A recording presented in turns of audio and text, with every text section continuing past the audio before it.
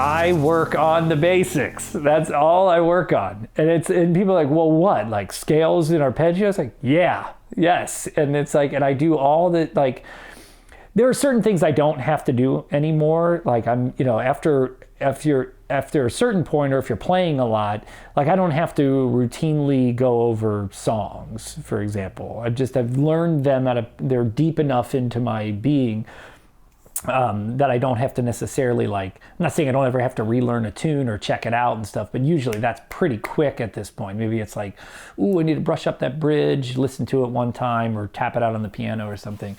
But in terms of the mechanics of the bass, like I just look at everything as being a collection of just simple maneuvers or simple tasks. So even a real complicated passage, like that, it's just a bunch of small movements. You just got to piece them together in the right way. So I'm always working on intonation.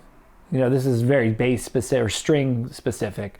So, I work with a drone constantly, just trying to get my sound centered. I'm a firm believer that you'll never have any success on an instrument until your body is 100% relaxed. So I'm always working on just using all aspects of my body more efficiently, weight. I never want to feel like I'm playing the instrument. If I feel like it's like I'm working hard at it, I'm doing something wrong. So I'm always trying to figure that out. But in terms of like how the majority of what I practice these days is mainly classical music, And then as far as improvisation goes, I usually just have like a real like simple concept that's kind of related to either the gig that I just played or the one I'm about to play. So some things coming up that I know I'm going to want to hit to kind of open up my mind, or things I didn't like that I did the night before that felt a little too far back or I didn't access the right way.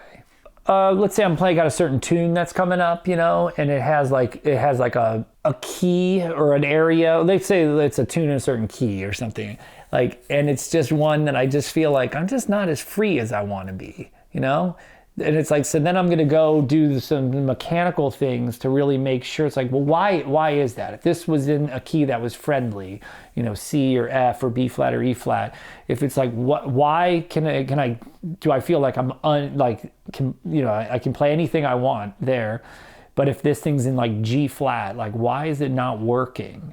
So what is it about G flat? Sometimes it's as basic as like, wow, these minor 2/5s in this key, to get to there, they're just not, I haven't done the homework the way I want to, or, it just takes that extra little maintenance to make sure, because the fingerings are going to be tough, or they're not lying, or they're just keys you don't play in a lot, it's like you can reinforce certain things, then they become second nature that way. So I do a lot of stuff like that. Sometimes I'll just take tunes I know real well and just put them in funky keys and just sit on those, but just again make it easy, so I'm not trying to blow through giant steps down a half step or something. I'm trying to just take something like I Thought About You or something, and just walking through it, singing the melody in that key, playing it on bass, making sure I got everything, and that I feel like I can connect all the stuff, that kind of stuff. Drones are like, people use them on their phone. I have an old Indian drone, like literally the ones that like the Indian musician. Yeah, I put it on note, or I'll set it on a fourth or a fifth. I usually set it on a fifth, so it's like, it'll be playing like a C and a G if I'm working on the key of C, for example, or B and F sharp, it's like them B and B. So a fifth like that, and then I'll do all of my scale exercises, all of my interval stuff. I usually work on one key a day rather than trying to like hit all these things. So, I always do chromatic scales, I always do major and, melodic minor and harmonic minor, and then I do all the intervals with them.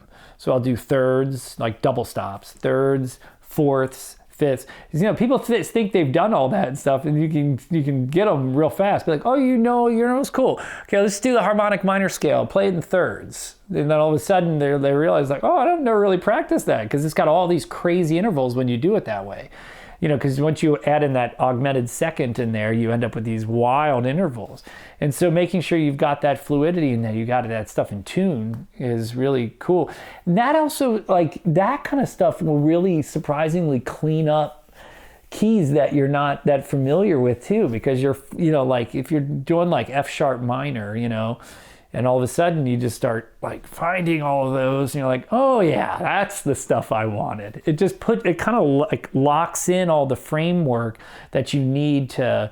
So I often feel like when people transpose and they're having trouble with it, it's just, they just haven't, one, you do have to get into the nuts and bolts of transposition.